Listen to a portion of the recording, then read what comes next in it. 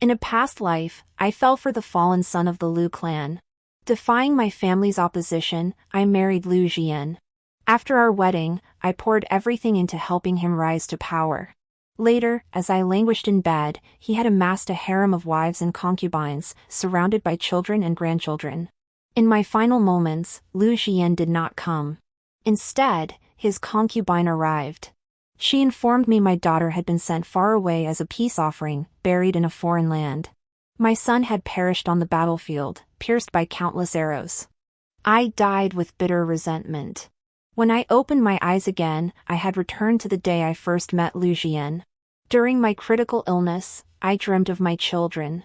Covered in blood, they came to bid me farewell. I awoke in agony, my eyes still meeting the same cold, pitch-black darkness. The door creaked open. It was the household's concubine, Su Wanqing. Lu Zhiyan had taken her as his concubine before my illness.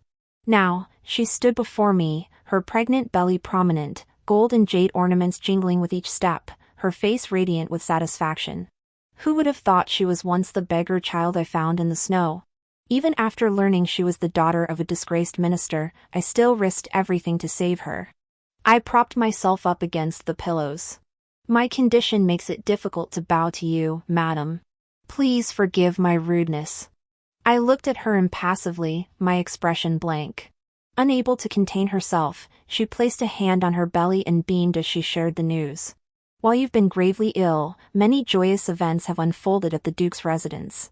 My lord was honored with the title Dukeovan, and the second legitimate daughter was betrothed to the crown prince. One after another, the womenfolk in the inner quarters have brought glad tidings. Our household truly thrives with prosperity and abundance. As she recounted the Duke's household's joys, I wondered, who was this second daughter of the main wife she spoke of? I lifted my eyes to look at her. What? The mistress doesn't know? The Duke intends to elevate the second concubine to co-wife. Only then could her daughter be named Crown Princess, the future Empress. It's a pity about your children, though. As the legitimate eldest, they should have been treated like gold and jade, yet. She paused, leaning closer before continuing. The eldest daughter was sent to the Northern Kingdom for a political marriage before the year ended. She died of illness in the Northern Kingdom's inner palace within a month. The eldest son, rushing back to retrieve his sister, led troops into battle against the Northern Kingdom. Though victorious, he met a fate of being pierced by countless arrows. What did you say? I could no longer maintain that ridiculous facade of dignity. I grabbed her collar, my hand closing around her throat, so slender it could snap with a single squeeze. Ah! Su Wanqing shrieked in terror, struggling desperately to break free. I tumbled off the bed, coughing up a mouthful of black blood before collapsing onto the floor. Su Wanqing stumbled back several steps, struggling to suppress her terror. Truth be told, whether it's the eldest daughter's marriage alliance or the eldest son's military campaign, these are all the Duke's decisions. For the sake of the Lu family's future, he's treating your children as sacrificial pawns. They had just turned 14. That day they came to see me, talking with me for a long time. When they were 3, I developed hypersomnia. Lu Zhiyan used my convalescence as an excuse to take them out of the main house and raise them himself. After that, the affection in Lu Zhiyan's eyes gradually faded, yet he still remembered all my preferences and would cook longevity noodles for me on my birthday. Until my narcolepsy worsened, leaving me awake only in fleeting moments. As he climbed higher in court, the vows he made, that this life belonged only to me, faded away. Later, I learned by accident that this narcolepsy was a slow poison Lu Zhiyan had administered to me. But I could never have imagined Lu Zhiyan would kill his own children. Your children secured decades of peace for Great Wei. A happy ending for all, isn't it? Su Wanqing's words snapped me back to reality. Henceforth, not a single word of yours shall remain in this world. When future generations speak of you, Qin Huangyan, they will only say, the Duke's first wife, Qin Shi, whose children perished young for the nation. Before leaving, Su Wanqing voiced her lifelong obsession. Ha ha ha. Even if my father truly had crimes, so what? The Duke has already ordered the Supreme Court to overturn his conviction. I am no longer that daughter of a disgraced minister, hiding behind you, unseen by the world. What I, Su Wanqing, hate most is the charity you bestowed upon me. I have come here today to see you off on your final journey, repaying the kindness you showed me long ago." She laughed freely, her laughter fading into the distance. Even as blood gushed from my mouth, I laughed wildly. Because I was dying. And Lu Zhiyan would not live either. To ensure their descendants could survive in times of peril, the Qin clan's ancestors secretly raised assassins for generations. One assassin could match 10 imperial guards. After my brother died in battle, his assassin became mine. No one knew of this except my father. The moment I learned Lu Zhiyan had poisoned me, I issued my command to the assassin. After my death, he was to take Lu Zhiyan's life at any cost. I would shatter the lofty position Lu Zhiyan had spent half his life climbing to, reducing it to a fleeting dream. Early winter had blanketed Huajing City in white. Within the Qin family's Huayuan courtyard, the plum blossoms were in full bloom. Occasionally, birds would flit by, adding a touch of liveliness to the garden. The young maids were playing and chattering in the courtyard when Mama called them to a halt. "You little rascals." The young mistress stayed up late last night preparing for the old lady's birthday banquet. She just returned from paying her respects this morning and is resting a little. "Go play somewhere else." The maids immediately fell silent and retreated to the small garden together. It was at this moment that I awoke. Barefoot, I stepped down from the bed and stared blankly at my reflection in the mirror, still dressed in the attire of my maiden days. The sound of Mother Ji's voice outside the door echoed in my mind. I couldn't believe it, I had truly been reborn. I had returned to the time before my first encounter with Lu Zhiyan. I summoned Winter Jasmine to help me wash, dress, and leave the mansion to personally arrange the items needed for grandmother's birthday banquet. It was on this very day that I would be saved by Lu Zhiyan. As written in the romance novels, the young lady would henceforth be captivated by the young master, and the two would eventually become a couple. But reality was never a romance novel. Just like in my past life, chaos erupted the moment I stepped out of Shuiyun Pavilion. Lu Zhiyan and I were caught in the turmoil, and once again, he shielded me with his body. An inexperienced young lady, rescued by a noble gentleman in peril, such a scenario rarely escapes the clutches of love. Yet now, the familiar figure beside me made the hand clutching the dagger in my sleeve tremble violently. I wanted to end his life right then, but in an instant, I regained my composure. He shouldn't die so easily. Besides, if I killed him now, I feared my own life would be in jeopardy. There would be plenty of opportunities to take his life. As I pondered, Lu Zhiyan slowly approached me, grabbing my hand holding the dagger and hiding it behind my back. "Young lady, do not panic." Our eyes met, and the steadfast resolve in his gaze remained unchanged from years past. Beneath that composed exterior, had he harbored intentions to exploit me from the very start? Had it not been for the secret guards uncovering the plot beforehand, I might have suspected his involvement in this ambush. His composure was too deliberate, his attention fixed on my every move. My guard instantly rose. Yet Lu Zhiyan held me tightly throughout the ordeal, not allowing me to break free. "Young lady, do not act rashly. Harming yourself would only endanger others." He likely hadn't grasped that the hatred in my eyes wasn't for the bandits, but for him. Our group was held captive all the way to the outskirts of the capital. Had I not been reborn into this life, I might never have known. This assassination attempt was actually meant for me. To avoid detection, the mastermind behind it hired desperate criminals as the robbers. The robbers broke their word, demanding more ransom. Compounding this was the unpredictable factor of Lu Zhiyan, who was willing to risk his life. As a result, not only did I emerge unscathed, but my biological mother began treating me with utmost care and caution.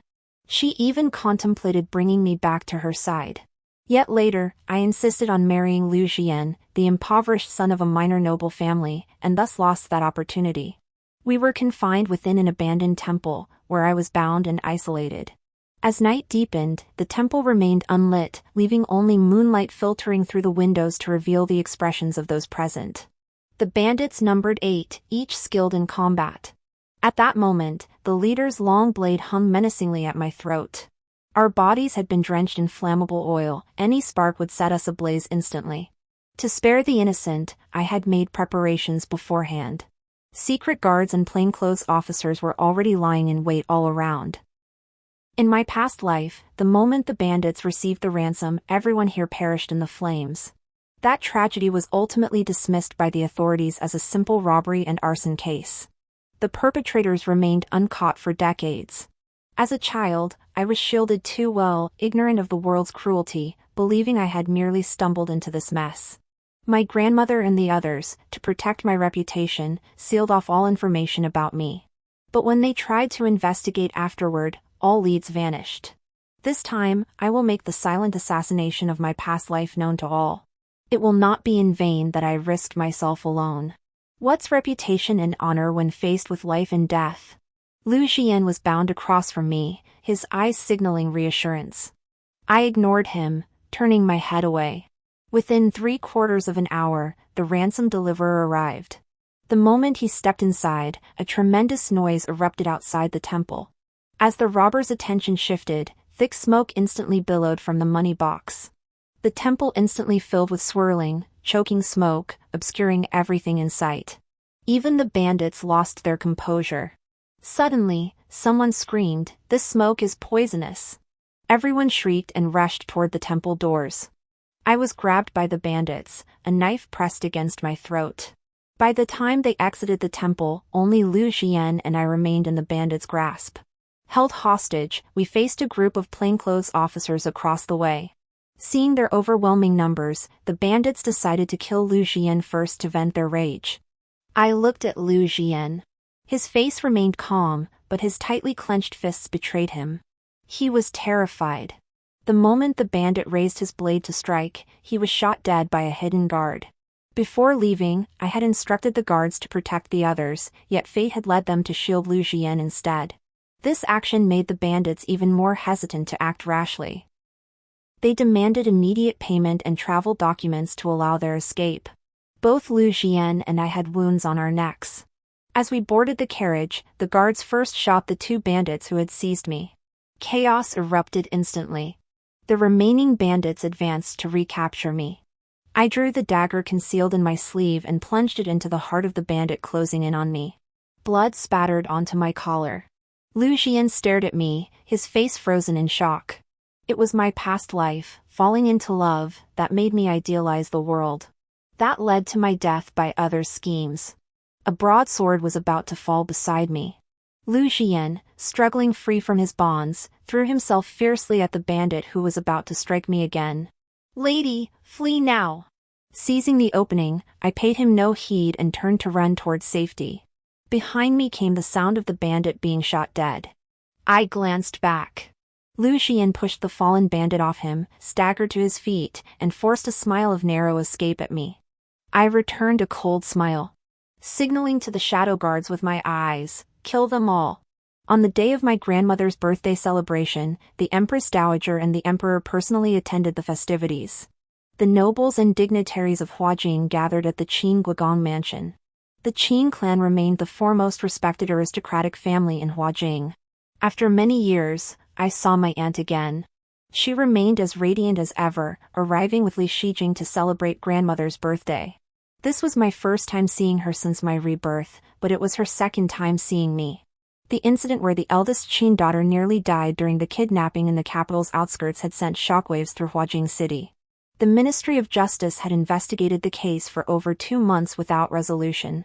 This morning, during the court assembly, the Empress Dowager had even reprimanded them for their inefficiency. She had left the palace that day to visit me. Finding me unconscious, she had stayed by my side all night, sleepless and unwavering. Before returning, I had taken a sleeping potion and slumbered through the entire day. In my hazy state, I heard someone sobbing. To the world, she was the Regent Empress Dowager who ruled the court, her authority commanding the entire imperial administration. Evenson, her personal attendant, had never witnessed a single tear from her.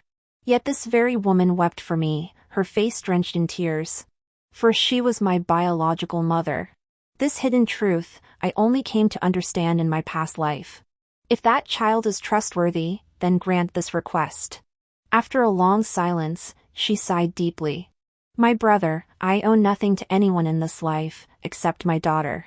Years ago, I overheard her conversation with father in Qianming Palace. recalling her years of indulgence toward me, and the one who always hid in the shadows to protect us. I began to suspect something. I had once harbored hopes, but when she sent me off to marry, she said she wished for me to live my life freely. As Empress Dowager, looking back on her life, she was truly not free, trapped within the palace walls. In the 25th year of the Yongin era of the previous dynasty, the late emperor fell gravely ill. Court sycophants held sway, leaving almost no one capable in this critical hour. The northern Rome quietly amassed troops at Tianmen Pass, seeking to seize the opportunity to attack Great Wei. Still the empress, she deployed everything in Huajing while 7 months pregnant. She then rushed to the border city guarding the nation's gate, personally commanding the battle there. 2 months later, she repelled the Rome forces, compelling them to sign a treaty pledging 20 years of non-aggression against Wei. Yet then came the news of the late emperor's passing from the palace. At just 23, the Empress of Qin faced her final battle as sovereign. The slightest misstep would have toppled her clan and plunged Great Wei into internal turmoil and external threats. She gave birth to me in that frontier city. Alas, I was a princess. A princess incapable of calming the court's restless ministers within, nor of pacifying the turmoil of neighboring states without. That day, cradling me in swaddling clothes, she made a decision. Thus began her decade-long regency. I became the legitimate daughter of the Duke of Qin, while she remained my nominal aunt. She supported the crumbling Great Wei to this day. During her reign, she stabilized the people and expanded the borders of Wei. Defying pressure from the court's aristocratic clans, she established schools for women. What began as elite academies for noble daughters gradually gained societal acceptance. Private schools for women sprang up in neighborhoods, elevating women's status. Women studied and gained literacy, many returned as teachers after completing their studies, imparting knowledge and skills. Some even passed the imperial examinations to serve as female officials in the imperial court. Her achievements should have been recorded in the annals of history. Yet in my previous life, after her death, she was posthumously accused of usurping power and autocratic rule. Snapping back to reality, I saw the Empress Dowager and Li Shijing had already stepped down from their carriage. I hurriedly bowed to greet them. No need for formalities, Nian Yan. Come to your auntie. She referred to herself as my aunt with practiced ease. I hurried forward, took her hand, and led her through the gate. Cousin, are you feeling better? The young emperor inquired. Thank you for your concern, Your Majesty. I am quite well now. That is good. Should you need anything, simply send someone to the Imperial Medical Bureau. After a few more casual exchanges, the group arrived at the birthday banquet. Grandmother was overjoyed to see her daughter. Before the banquet commenced, I returned to the mansion's entrance to greet guests.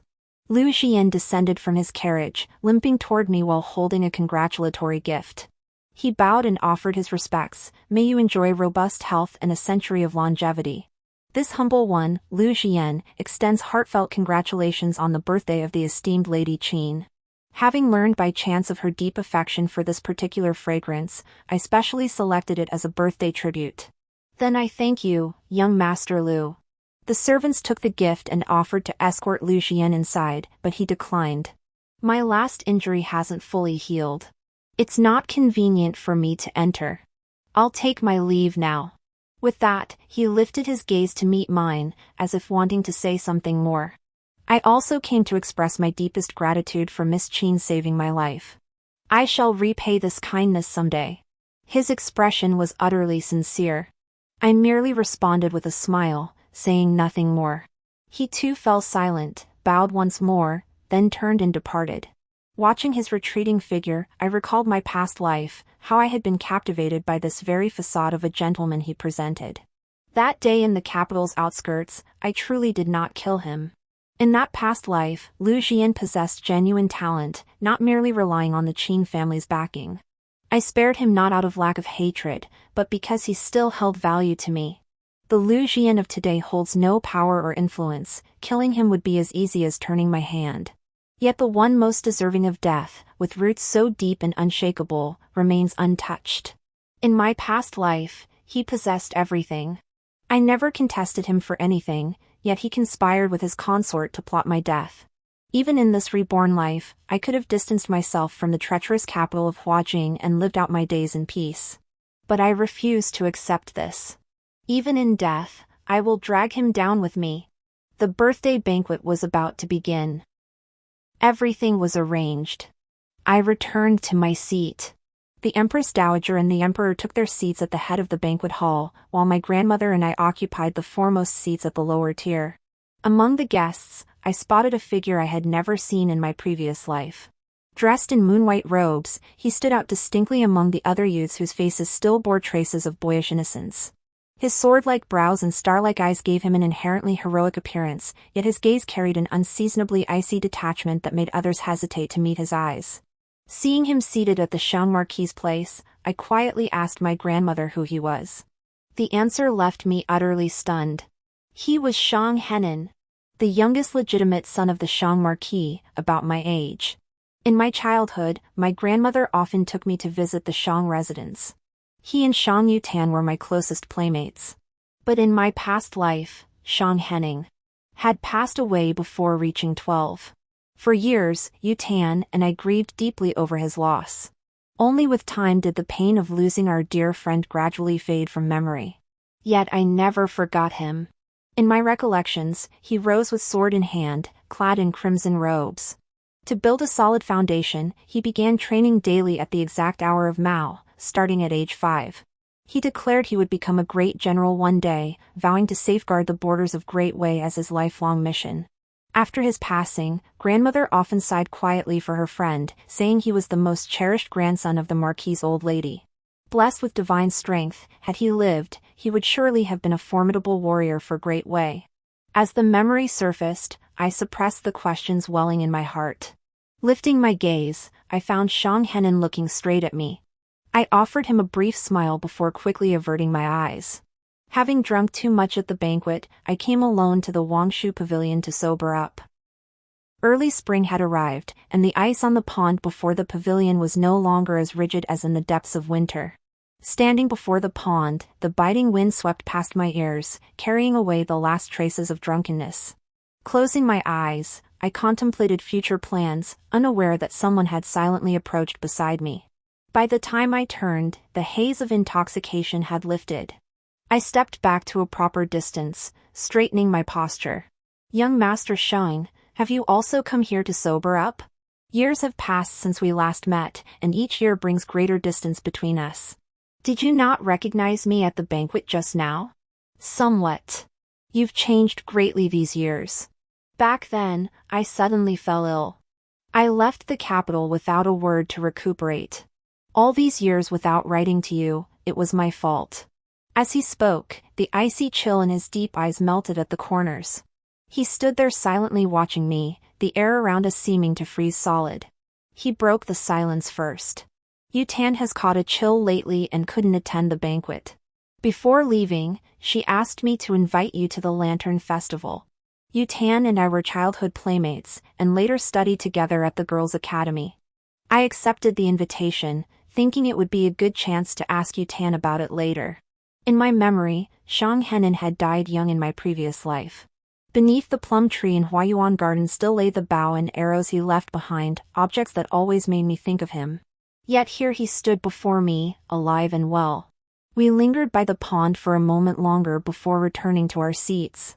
After the banquet, the Empress Dowager did not return to the palace but stayed overnight at the Qin residence. That night, we lay together talking late into the night. She listened with a smile to my stories and observations, her hand gently stroking my hair, her eyes brimming with tenderness.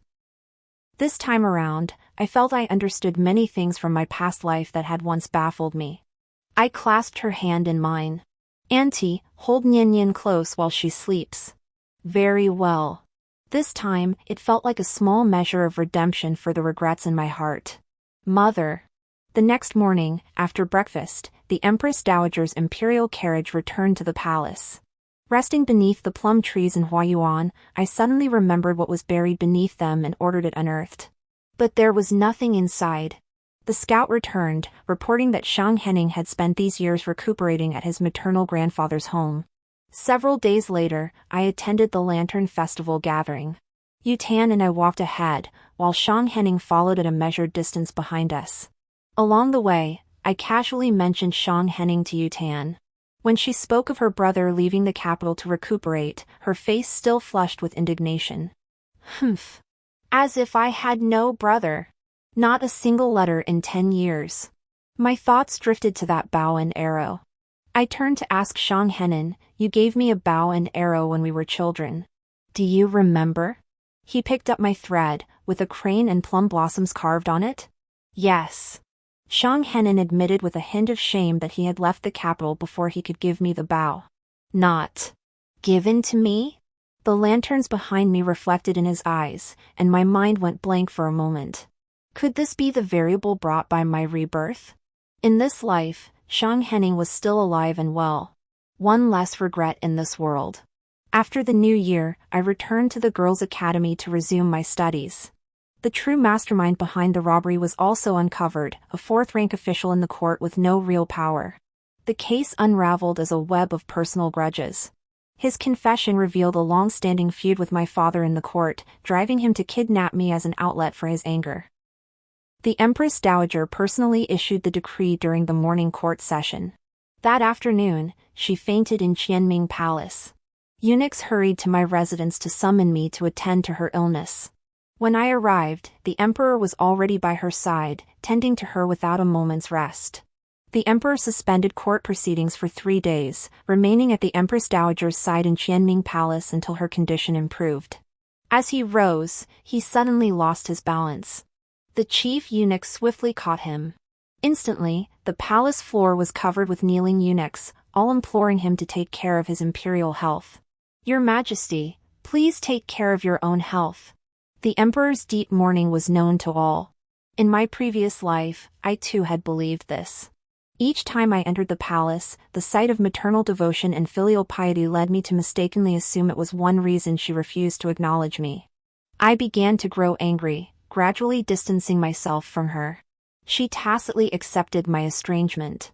Later, Li Shijing allied with Lu Zhiyan to suppress and frame the Qin clan. The Empress Dowager never stepped outside Qianming Palace again until her death. Seeing the palace attendants kneeling everywhere, I too knelt in supplication. "Rise, cousin. I shall heed your counsel." Li Shijing reached to lift me, but I sidestepped him unobtrusively. "Your Majesty, preserve your imperial health. This humble servant shall attend to the Empress Dowager with utmost devotion." The eunuch followed Li Shijing out, and I dismissed the remaining attendants. Alone with the Empress Dowager in the hall, I slumped before her bed and drifted into a drowsy sleep. In my dream, I watched as an observer. Before her passing, she gazed out the window, calling my name. Did she ever regret it? I stepped toward her, reaching for the hand she extended toward me, but it was like a phantom, I couldn't grasp it. "Mother!" I snapped awake. She was staring intently at me. "Nian Nian." I dreamt Mother refused to acknowledge me. "Why would you refuse to acknowledge me?" My choked voice carried accusation. The resentment and regret from the dream dissolved into tears, falling one by one before her bed. Her hand, wiping my tears, paused. Her eyes held an unmistakable look of guilt. She said nothing, only gently drew me close, patting my back to soothe my agitated emotions. By the time I left the palace, the first snow of early spring had begun to fall. Looking up, snow swirled thickly through the sky. I pulled my cloak tighter and climbed into the carriage. Not back to the mansion. To Guangfu Tower. Lu Zhiyan arrived, bringing the chill and snow clinging to his clothes. "Mr. Lu, won't you even glance at the exam questions? If there's nothing else, I shall take my leave." Seeing this, he turned to go. I tossed a teacup at his feet, shattering it. "Lu Zhiyan, aren't you tired of pretending?" He stood with his back to me, his tone devoid of anger. "I don't understand what you're saying, miss." "Never mind. Look or don't, it's your choice." He took his leave. I couldn't help but laugh.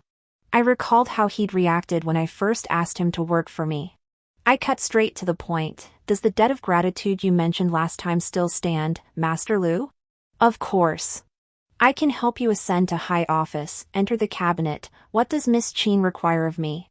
Lu Zhiyan was clever and wary. This is the imperial examination question. I need you to be personally appointed by him, to gain his trust. Then serve my purpose. 3 years later. We'll be even. A flicker of shock crossed his eyes at my words, yet his expression remained composed. Very well, young Master Lu. Take your time to consider. I rose to leave, my hand on the doorknob. Lu Zhiyan spoke, what if I refuse? I turned, my gaze cold. Then I will kill you. Facing my murderous intent, Lu Zhiyan remained serene and restrained. He stood there, gazing at me with unflinching calm. As I turned to leave, Lu Zhiyan called out to me. Miss Qin, take these exam papers back with you. Regardless of their authenticity, I implore you not to share them with others, lest they mislead the students. Only then did emotion seem to stir in him. He frowned, averting his gaze. Very well. I shall await your good news, young Master Lu. 2 months later, the results were announced. Lu Zhiyan lived up to expectations, ranking significantly higher than in his previous life. Coming from a humble background without the backing of powerful clans, he was bound to catch Li Shijing's attention. Before long, it was mid-May, and the weather was warming up. But the weather, as always, changed on a whim. The day had been warm and sunny, yet by nightfall, heavy snow began to fall. The court took this snowfall exceptionally seriously. The Imperial Astronomical Bureau was summoned to the observatory this morning, and all of Huajing awaited a single piece of news. 2 years prior, heavy snow had also fallen in June. Most farmers in Nanzhou Prefecture froze to death in their fields, while heavy snow blocked the mountains in Beichuan, leaving hundreds of commoners in Huining Prefecture to freeze and starve to death. Afterwards, the court merely demoted and exiled officials who had failed to provide adequate relief. That June, all of Great Wei lived in fear, believing it to be divine punishment. Yet those people need not have died. It was because the officials sent to aid the disaster had embezzled the relief funds and grain meant for the victims, enriching themselves at the public's expense. This case, with its far-reaching implications, was never fully investigated or made public. With domestic unrest fueled by the disaster, and to prevent opportunists from exploiting the situation, Li Shijing suppressed certain matters. But now, with heavy snowfall again, it was time to seek justice for those who died unjustly. I ordered a carriage to be prepared. As I was about to leave, Mother Ji tried to dissuade me. Young lady, the snow is heavy today. Perhaps you shouldn't go out. What if? Nurse, I'm just going to Guangfu Pavilion for a bowl of wine and will return quickly. I boarded the carriage and headed straight for an alley on Huayang Street. Kneeling in the snow was a woman dressed in thin, tattered clothes. She pleaded desperately with passers-by for a morsel of food, her appearance utterly pitiable. Snow swirled down the street, and pedestrians were few and far between. Yet each person stopped for her. Some offered food, others gave copper coins. Suddenly, several burly men dressed as palace guards approached, intending to take the woman away. The woman suddenly went wild, screaming frantically, drawing everyone's attention. Seeing this, the guards struck her across the face. She fell to the ground. The guards lifted her up and dragged her toward a carriage in the distance. Passers-by tried to intervene but were intimidated by the guards' clubs. This is a runaway slave. Mind your own business. The woman, who had been dragged along with her head bowed, suddenly found strength. She violently broke free and rushed toward me. Hiding behind me, she sobbed uncontrollably, pleading for my help. Sister! Sister, save me! They're going to sell me to the Wanchun brothel. Sister, save me! The guards approached me, recognizing the Qin family emblem on the carriage and daring not to act rashly. A madam descended from the carriage in the distance. This woman is indeed an escaped slave from the mansion. Please, young lady, do not cause trouble. I lowered my gaze to that familiar face. Her beauty faded as tears streamed down her cheeks. She shook her head frantically. Do you have her indenture? If not, return and tell her master this runaway accidentally killed someone while fleeing. This matter no longer concerns your household. If you persist in causing trouble, do you understand the consequences? The matron hesitated for a moment, as if realizing something. She turned and left with her men. In my past life, I sat in the carriage when Su Wanqing threw herself against it, begging me to save her. I placed my hood over her head and led her to the outskirts of the capital. The carriage stopped at a small courtyard. Su Wanqing thanked me profusely, revealing along the way the hardships she endured in that household. As soon as she stepped down, she knelt and kowtowed to express her gratitude. But I abruptly cut her off. Su Wanqing, sole daughter of Su Bing, age 14. Before your father faced execution, he surely exhausted every connection and fortune to send you here for refuge. You've hidden for 2 years, why come out on your own? Startled that I knew her story, she cautiously studied me. Sister? You know my father? The traitor Su Bing. 2 years ago, he was sentenced to decapitation for embezzlement in Huaining Prefecture. His estate was confiscated, and his family exiled. No. My father was framed. Then why do you think he was convicted? Why was your estate confiscated and your family exiled? Sister, my father truly was innocent. Before she could finish, she broke down again, sobbing uncontrollably, gasping for breath. It seemed the falling snow itself mourned her wrongs. Your father was a local magistrate. Instead of serving the people, he colluded with corrupt officials, leading to the Huaining Prefecture tragedy. Seeing I knew the full story, Su Wanqing stopped denying everything outright. The mountains were snowbound for over half a month. How could my father have reached them? Besides, would those high officials from the capital have allowed him to refuse? My father was framed and executed. The Su estate was confiscated and exiled. He received his just punishment. What more do you want from us? Should we atone for those wretched disaster victims? So she knew all this. In my past life, when I mentioned those wrongfully killed disaster victims, she nearly wept herself to death before me, vowing to end her own life to atone for her father's sins and pay for the victims' deaths. Now she's a completely different person. I was fortunate to escape. I just want to live. I've lost everything. I went from being a nobleman's daughter to someone else's servant girl. When my father was convicted, I was only 12. What wrong have I done? Your father had a family to protect. It's understandable he wouldn't risk your lives. But from what I understand, he was forced into it after his embezzlement was discovered. When the snowstorm struck Yunyang County under his jurisdiction, trapping tens of thousands of people, the court allocated relief funds. Yet your father colluded with the provincial governor and Ministry of Revenue officials to fabricate false accounts and exaggerate the disaster's scale. How many perished that winter? And those commoners who secretly fled to the capital to report the crimes, even after leaving Huaining Prefecture's borders, they were still captured by your father and brutally executed. Does that mean they deserved to die simply because they had no power or influence? Hearing this, Su Wanqing could no longer hold back. Her previously straightened back slumped as she collapsed into a seated position. If this matter were exposed, confiscation of property and exile would be the least of it. Fearfully, her entire clan might be dragged back to face execution. Her emotions shattered, her wide eyes filled with terror. For a moment, I even glimpsed murderous intent. At that instant, she might have regretted why she hadn't stayed put, obediently remaining in that household. Who are you? Her fears stemmed from who I was and how I knew so much. Now someone dares risk sheltering you, yet instead of gratitude, you despise that family for disguising you as a maid to hide you. You call it running away on a whim, but truthfully, you're repaying kindness with betrayal. If discovered, you'll drag their entire family down with you. You truly are father and daughter, cut from the same cloth.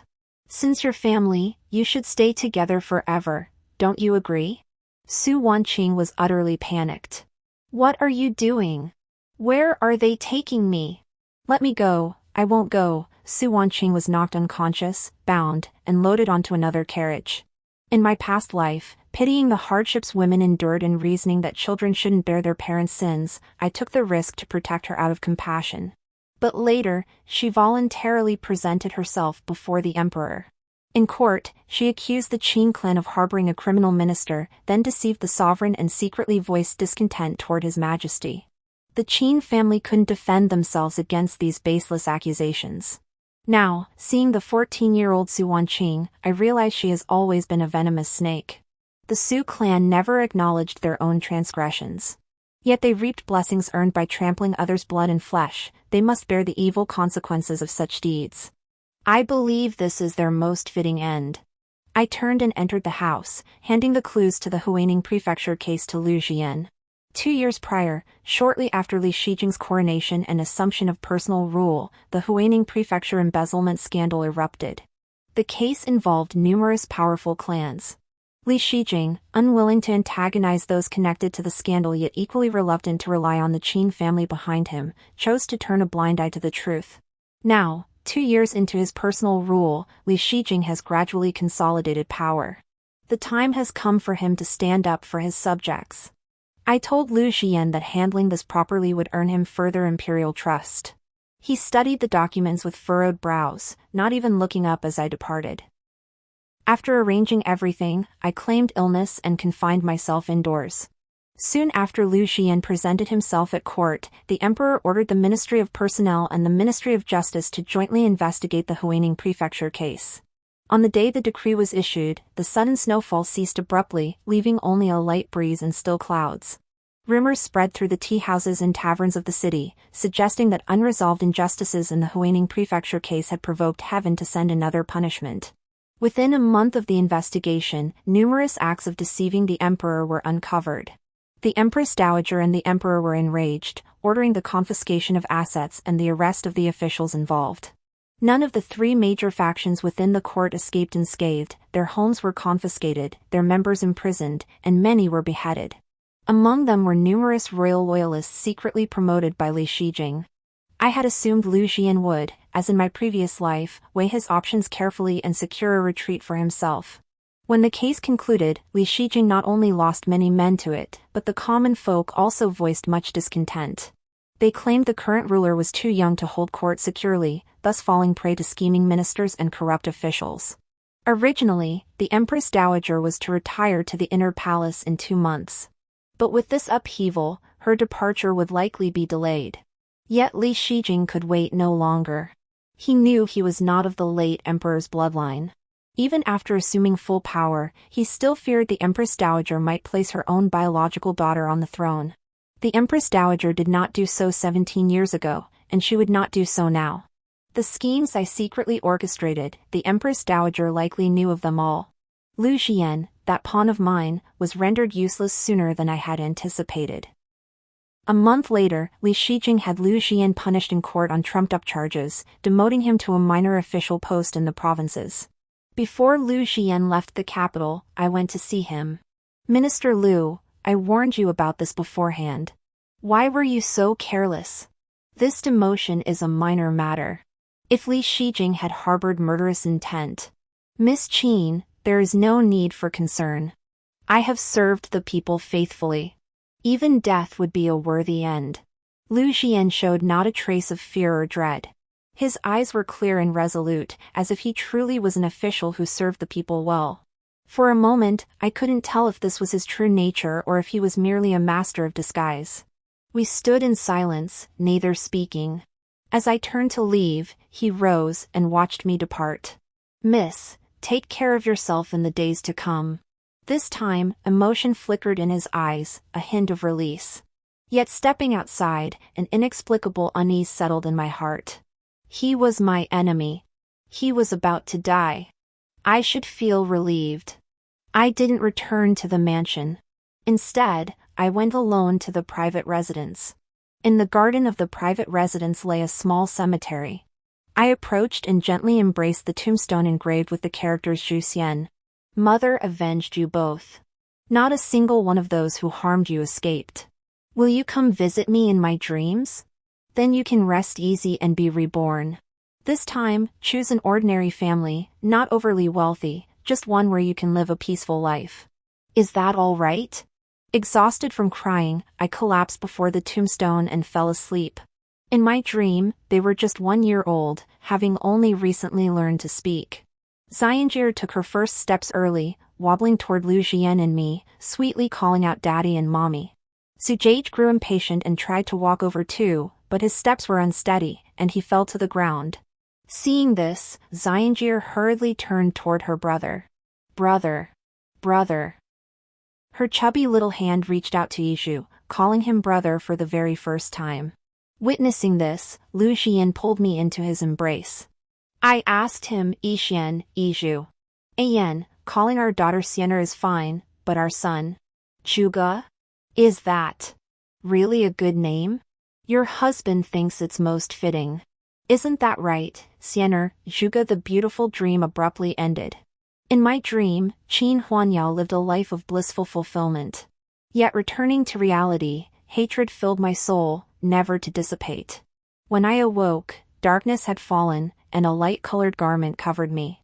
Surveying my surroundings, I found myself utterly alone. In a daze, I returned to the mansion, only to catch a severe cold. It took several days before I regained consciousness. After recovering, I learned of Lu Zhiyan's death. This news came as no surprise. I had deliberately leaked information to Li Shijing. Lu Zhiyan was my man. Li Shijing knew it was me and Lu Zhiyan plotting against him. Given his temperament, Lu Zhiyan surely wouldn't survive. And I would die sooner than he planned. Not only did Li Shijing grow impatient, I did too. After recovering, I entered the palace daily to attend to the Empress Dowager. 8 out of 10 nights, I stayed overnight in Qianming Palace, inevitably crossing paths with Li Shijing.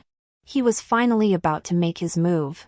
Soon after, rumors spread throughout the capital. The daughter of the Duke of Qin was actually the princess born to the Empress Dowager in the frontier city. To stabilize the populace back then, the Empress Dowager had substituted the son of a royal prince to ascend the throne. Suddenly, court ministers began submitting petitions urging the imperial family to acknowledge the girl. The Empress Dowager flew into a rage in Qianming Palace.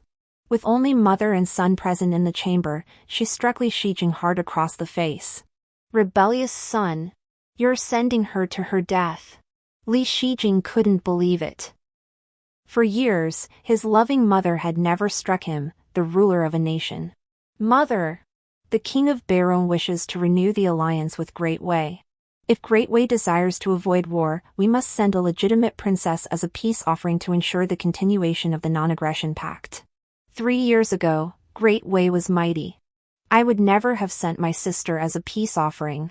But times have changed. Great Wei has enjoyed only a few years of stability, and recent years have brought repeated natural disasters.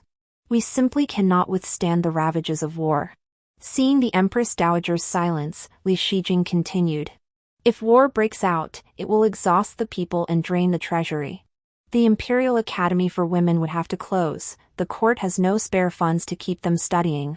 Humph, what a fine son I've raised. The Empress Dowager suddenly let out a cold laugh. Meeting her piercing gaze, Li Shijing lowered his head guiltily, unable to speak. He knew how much the Empress Dowager valued the Women's Academy. Now that it was bearing fruit, it absolutely could not be shut down. Your Majesty, I have said all I can. Please consider this carefully. There are other matters in court, so I shall take my leave. After Li Shijing departed, I emerged from the inner chambers and knelt before the Empress Dowager. Your daughter is willing to go as a peace offering. What I received in return was the same slap as Li Shijing had endured. Why? Lying prostrate on the floor, it felt like I had returned to my past life. I had also lain there, dying in bitter resentment. The hatred in my heart could no longer be contained. He possesses everything, yet he still seeks to exterminate me, to exterminate the Qin clan. As the words left my mouth, her expression faltered. The sharpness in her eyes turned to regret. She finally acknowledged me, pulling me into her embrace. I'm the one who wronged you. Once I made that decision, I should have been ruthless enough to let you go, even if it meant never seeing you again. But as long as I live, even if I'm at the ends of the earth, he'll still try to eradicate me. The entire Qin clan poured its strength into paving his path, yet he still grew suspicious and crushed us. The whole clan was destroyed. Was it worth it for someone like him? I gently pushed her away, and she saw the raging hatred in my eyes. After a long moment, she waved her hand, refusing to look at me. Very well, go. But you must never harm the people. If you do, even as my daughter, I will not spare you. I knelt and kowtowed to her in farewell. After I leave, mother, be wary of those around you. Human hearts are unpredictable. After all, even I, her own flesh and blood, schemed to use her. 3 days later, the emperor proclaimed to the realm that Qin Huanyao, once the legitimate daughter of the Duke of Qin, was now a princess of the imperial family. I was granted the title of Princess of Deyang. After bidding farewell to my family, I journeyed far to marry into the Northern Rong tribe, aiming to end the war. Whenever we passed through a city, the people would come out to see us off. They bowed toward the direction of our carriage, chanting blessings for Princess Deyang in unison. Amidst these repeated farewells, something beyond mere hatred began to stir within me. But I had already become someone who would stop at nothing to achieve my goals. Upon reaching the border city, my brother took charge of the wedding procession. He led the city officials to greet me. We pay our respects to Princess Deyang. Brother! I hurriedly helped him to his feet. After my marriage in my past life, I had never seen him again. We stayed temporarily in the border city to prepare for the wedding procession from Beirong. At night, I changed into plain clothes and climbed the city wall. The border city lay at the northernmost edge of the northern lands, the last bastion guarding the Great Way. The northern lands were desolate, with a chill settling in as early as September. Yet the people here were warm-hearted. Even in this place where war could erupt at any moment, they did not complain or blame fate. They still cherished this land. Nyan, even if it means defying the imperial decree, I cannot let you go to this marriage alliance. I have already mustered my troops to go and slaughter those Beirong. Brother, don't act rashly. I held him back, shared my plan with him, and only after enlisting his help did I manage to calm him. Deep into the night, I lay awake, alone on the city wall. Shang Henan suddenly appeared behind me, draping a cloak over my shoulders. It's chilly tonight. Don't catch a cold. Ever since our encounter at grandmother's birthday celebration, he'd been working in secret to protect me. This time, Li Shijing sent him to escort me to the marriage alliance, allowing us to stand together openly. Sometimes I want to flee this place, but reality always pulls me back. If I don't complete certain things, I don't know what would keep me going. Do whatever you must. I'll handle everything. Shang Henning had changed so much. Though over a decade had passed since we last met, he felt strangely familiar. So, what is it for you? He answered, to protect my clan and ensure the Great Way's peace. But the Great Way is being forced onto a dangerous path by me. If this fails, I will be its traitor. I believe you won't. That night, he stood beside me on the city ramparts, enduring the cold wind all night long. After lingering in the border town for several days, the wedding day arrived swiftly. The wedding procession had traveled 30 li beyond the border town, 50 li from the North Rome's bride-receiving camp, when they encountered bandits claiming to be raiders seeking plunder. Their numbers were vast, and they were well-trained. The Princess Deyang procession immediately retreated via a side path, withdrawing to Yingfeng Mountain, 10 li outside the city. Seeing the wedding party depart and the city's defenses weakened, Beirong sought to seize the border town. But I never left the city, that was merely a decoy carriage. I remained within the walls, awaiting the Beirong forces. Just before their assault began, I opened the gates and welcomed them in. Princess Deyang of Great Way greets the left-wise king. The left-wise king of Beirong faltered momentarily before regaining his composure. He returned the Beirong greeting. I pay my respects to Princess Deyang. Have you seen me before? Never. Yet I know the left-wise king seeks an item from my person to trade with the Emperor of Great Way for 3 cities. Is it my hand, or my head? You have great courage, princess. Knowing I came to kill you, you still opened the gates willingly. I gestured for him to come, inviting the left-wise king onto the city tower. The left-wise king seemed unconcerned, as if everything was under his control. He followed me alone onto the tower. I was equally forthright. Though Great Way suffers famine and poor harvests, I understand Beirong fares little better. Their pastures, ravaged by natural disasters, have lost most of their livestock. Yet hidden granaries across Great Way still hold ample grain, including provisions for military campaigns. Should war become unavoidable, these reserves could sustain us for months. Even if you secretly agreed to trade 3 cities for my life, publicly I die for Great Way. Suffering such humiliation, Great Wei's morale will soar. And once the Emperor of Great Wei has eliminated this thorn in his side, he will turn the tables and accuse you, Beirong, of breaking the alliance and murdering the princess. Once war breaks out between our nations, it is the people of both who will suffer. Humanity is already insignificant before the forces of nature, merely surviving is no small feat. Why court death? You. The left-wise king's initial indifference had now turned to fury. Moreover, I am the imperial princess of Great Wei. I did not come here for a political marriage born of defeat. I implore your highness to see the reality of the situation. Right now, your most advantageous course is to cooperate with me. You would suffer no loss of soldiers and bear no risk of breaking the alliance. Great Wei could weather this natural disaster alongside Beirong and renew the treaty pledging no war for 20 years. Faced with my sincere offer, the left prince showed a flicker of wavering. You're just a woman. How can I trust empty words? Seeing my silence, the left prince followed my gaze to the rear. The border city now lay utterly still, as if deserted. His personal guard rushed forward to report, the city is empty. This place is a ghost town. The left Xian king whipped his head around, his cold smile laced with murderous intent. You dare deceive me. Even if they return now, do you think you'll live? You are right. I am but a woman. Trading my life for the eternal peace of Great Wei is worth it.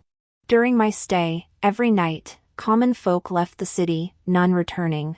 They did this for this very day, an empty city that would free me from all worries.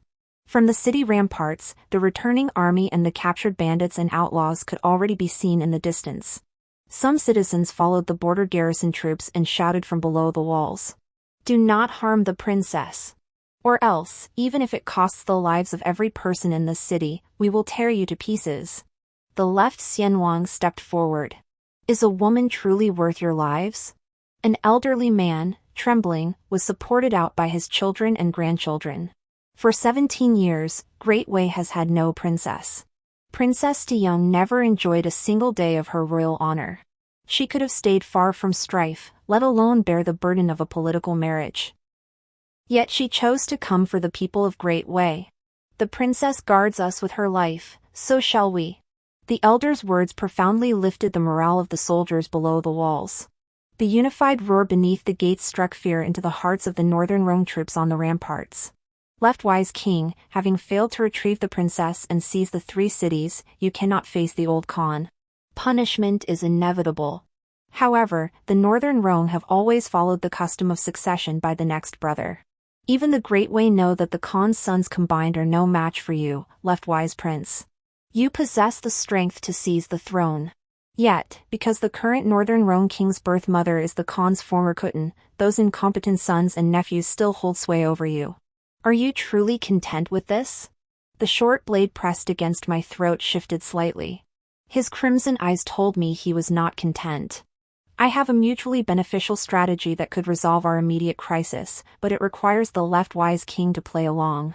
I pledge the entire Qin clan to you. Should you ever seek the throne, the Qins will support you wholeheartedly. I pushed aside the short blade pressed against my throat. Days later, urgent military intelligence arrived from the border city. Beirong has torn up the alliance treaty, launching a surprise attack on the border city and other locations. They have now captured 3 northern cities. Princess Diyang has been taken captive, demanding the Great Wei surrender 5 cities and 20,000 taels of gold in exchange, or face war. The emperor thundered in the court, ordering war against Beirong and declaring he would personally lead the campaign.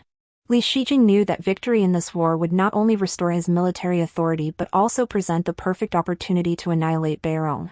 The glory gained would cement his throne, rendering it unshakable. North Rong, seemingly unaware, assembled its forces, establishing camps at places like Border City. Ignoring fierce opposition from ministers and the Empress Dowager, the emperor declared war. Within half a month, the 2 armies faced each other across the garrison city. Li Shijing won 3 consecutive battles in his first campaign. North Rong's unpreparedness cost them 2 newly captured cities, and they were driven back to Border City by Great Wei. Enraged by humiliation, the left-wise prince sent word to the Great Wei emperor, the day they fought again would be the day he slaughtered the city and killed the princess. Li Shijing paid no heed. He wished me dead right here. He cared not for the people of the border city, seeking only to use their lives to build his imperial legacy. Half a month passed, and Beirong suffered defeat after defeat, on the verge of being driven back to the grasslands. Li Shijing's eyes burned with fury. He resolved to lead his forces straight to the heart of Beirong's territory and annihilate them in one decisive blow. Suspecting the Qin family's garrison at the frontier of treason, Li Shijing did not rely heavily on them for this campaign. Instead, he brought along officers and soldiers he had personally promoted. Most of these men had never truly experienced major combat, mere armchair strategists. Relying on the strategists Li Shijing kept close, they reclaimed 2 cities through cunning. Li Shijing must have calculated that even if pushed to the brink of a desperate battle, the Great Way's ample supplies would be his foundation of strength. He could simply outlast the Northern Rong and starve them into submission. But he forgot the saying, when 2 enemies fight, the third gains the advantage. If Great Wei gambled everything to annihilate the Northern Rong, its own losses would be catastrophic. Neighboring states would then rise to attack en masse. Without the Rong, a powerful, unified tribe, the northern frontier would leave Great Wei vulnerable to attacks from both front and rear. Li Shijing had been taught since childhood by Grand Tutor Qin, the imperial mentor to 3 emperors, yet deep down, he remained that same self-righteous fool. Without genuine discipline, he could not grasp the bigger picture. In his past life, he had made a deal with the devil. Had I not issued the order to kill, the Great Way my mother had guarded her entire life would have been lost to him. But now, reborn and knowing the truth, I only wanted to eliminate him. The charade staged by Northern Rong fueled his desperate thirst for victory. Disregarding the lives of his people, he seized the moment when Northern Rong's forces were in disarray. That very night, he mustered his troops and marched straight for the Northern Rong encampment. Unexpectedly, they fell into an ambush along the way. The leftwise prince handed the men over to me for disposal. When he regained consciousness, he found himself alone, his legs severed. I listened outside the door to his agonized howls. Knowing he wouldn't be executed, I personally crippled him while he lay unconscious. I wanted him to live every day of his life in torment. When he saw me push open the door, he dragged his broken leg forward, throwing himself at my feet, begging for mercy. "Sister, save me!" Hiring assassins, forcing me into a political marriage, trading 3 cities for a head. When you disregarded Li Ming's life, did you remember you were the emperor of Great Wei, and now your sister? Sister, I was wrong. Save me, sister. I remained silent. You want the throne? Fine, I'll give it to you. I kicked him away violently. The Qin clan never coveted your throne. I only wished to live peacefully. Our mother and the entire Qin clan poured their strength into paving your path, only to be met with your suspicion and scheming. This trick you played on me, it was meant for my brother, wasn't it? Li Shijing's pupils dilated, filled with terror. Only then did I recall he was still just a 17-year-old boy. He racked his brain but couldn't fathom how I knew all this. Though Beijing is an enemy state, before natural disasters, all people are but grains of sand. No one seeks death. Your deal with Beijing was a win-win situation, yet your betrayal pushed Prince Wuxian into my camp. Heaven sees all. I know I'll fall into hell after death, but your actions are unforgivable sins. Rest assured, I'll take you back. And the evidence of your treason will be judged by the people of Great Wei. Li Shijing staggered to his feet, leaning against the wall. You wretch! So it was you who schemed against me. Ever since the case in the capital's outskirts, you've been plotting against me. I did not glance back once, turning to leave. Li Shijing tried to rise and fight me, but his crippled leg failed him and he collapsed back to the ground. Consumed by rage, he raved hysterically within the room, his mind utterly deranged. After signing the alliance treaty with Beirong, I brought Li Shijing back to Huajing. Throughout the journey, my heart remained utterly calm. Perhaps having avenged my grievances, I saw beyond mere hatred. Upon returning to the palace, I submitted Li Shijing's incriminating evidence to the court. He was placed under house arrest in the Anxin Palace. 3 days later, Li Shijing personally issued an edict of self-reproach and an abdication decree. He who once ruled as emperor now denounced his own crimes in that edict. After deliberation, the court decided to spare Li Shijing's life, confining him to his residence for the rest of his days, never to leave. State affairs would be temporarily managed by the Empress Dowager. 1 month later, during the morning court session, court officials argued that Great Wei could not remain without a ruler. Supported by petitions from tens of thousands of commoners, they earnestly urged the Empress Dowager to ascend the throne. She refused each time. Waving her hand, she dismissed the court and returned to Qianming Palace. I changed into plain robes and bid her farewell. Daughter, I once lived for love and died for hatred. Yet through this ordeal, I've come to understand that the common people seek only to live well, for the nation's stability and an end to war. Whether it was I or Li Shijing, we both schemed endlessly for our own selfish ends. We were unworthy of the world's trust. Great Wei needs a strong nation and peaceful people. What difference does it make whether the ruler is a male emperor or a female empress, as long as it brings prosperity to Great Wei? The will of the people is the will of heaven. Please ascend the throne, mother. Both Great Wei and the Women's Academy need you. Your daughter will wait for you somewhere in Great Wei. One day, the Women's Academy will break through societal constraints and become one of the pillars of Great Wei's strength. Not many days passed before Princess Diyang passed away. The Empress Dowager was overcome with grief. The Empress Dowager finally consented and ascended the throne in the Grand Ning Palace. After leaving the palace, I went to bid farewell to Shang Henan. Or rather, I bid farewell to Lu Sanlang, who had died young in my previous life. I thought I had disguised myself well. At first, I dared not admit it, that within Shang Hening's body lay Lu Zhiyan, who had perished prematurely in my past existence. Yet the harder he tried to conceal it, the more cracks appeared. No matter which skin one wears, what belongs to that person remains unchanged. The real Shang Hening never understood business, but Lu Sanlang, because of his family's poverty, studied commerce extensively just to earn money for books. Shang Hening also disliked wearing light-colored clothes, but Lu Sanlang loved them. Though you write with your left hand like Shang Hening, he developed that habit from being mischievous as a child. Even after he corrected it, he still used his left hand privately, which is why his handwriting fluctuated from childhood. Your right hand was injured and couldn't hold a pen, so you've always used your left hand and can imitate anyone's handwriting. I still remember when we first met. You emerged from Jin Shuzhai wearing a moon-white robe. I saw you at once. Later, when that long-planned robbery occurred, you saved me. From that moment, my heart belonged to you. After that, we married and had 2 children. I was happy, feeling that even if I couldn't reunite with my birth mother, heaven hadn't treated me unfairly.